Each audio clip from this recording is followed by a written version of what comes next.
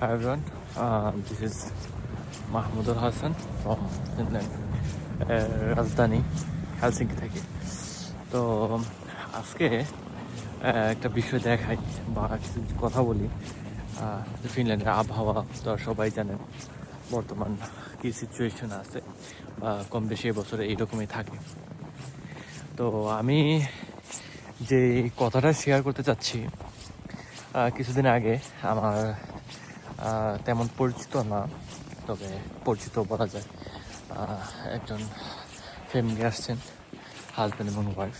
তো তারা আসার আগে একদিন যোগাযোগ করছিলেন যে ভাই এভাবে আসবো। এখন আসার পরে আর তেমন যোগাযোগ হয় নাই। তো তারা যখন আসছে এয়ারপোর্টে এসা বা একদিন আগে কল দিচ্ছে, তারা যে বাসা নিচ্ছিল সেই বাসাটা সামহাও ক্যান্সেল হয়ে যায়। তো তারপরে বলছে যে ভাই বাসা লাগবে। তো একদিনের ভিতরে আসলে আর বাসা ম্যানেজ করা পসিবল হয় নাই। তো তাদের টিকিটও কনফার্ম, তো তারা চলে আসছে।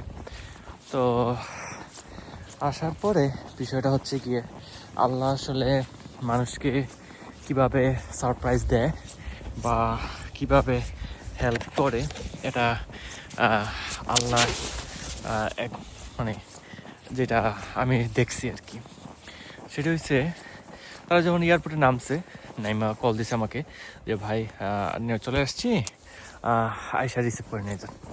তো আমি ওই সময় খুবই টেনশনে ছিলাম যে তারা তো আসছে, এখন আসলে কি করবো, এখন তো বাসাও নেই, আমার বাসা তো পসিবল না।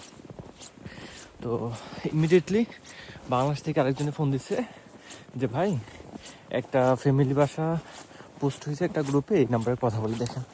আমি ফোন দিলাম, দেখলাম 10 মিনিটের ভিতরে সব কিছু কনফার্ম। আমি বাসা থেকে রেডি হয়ে বের হতে বাসা কনফার্ম হয়ে গেছে।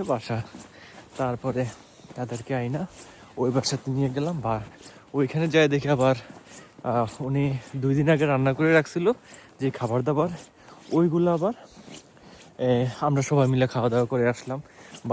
বাসাও অনেক ভালো, সব কিছু মিলে। তো ওভারঅল আমি বলতে চাই আসলে আল্লাহ আমাদেরকে কিভাবে যে হেল্প করে আর বিপদ থেকে কীভাবে যে উদ্ধার করে, সেটা আমি একদম হাতে কলমে যেটা বলা হয় আর কি, যে শিখা বা দেখা, সেটা দেখছি। তো এটাই ছিল আজকের কথা। আর এই হচ্ছে আবহাওয়া বা situation. So thank you everyone.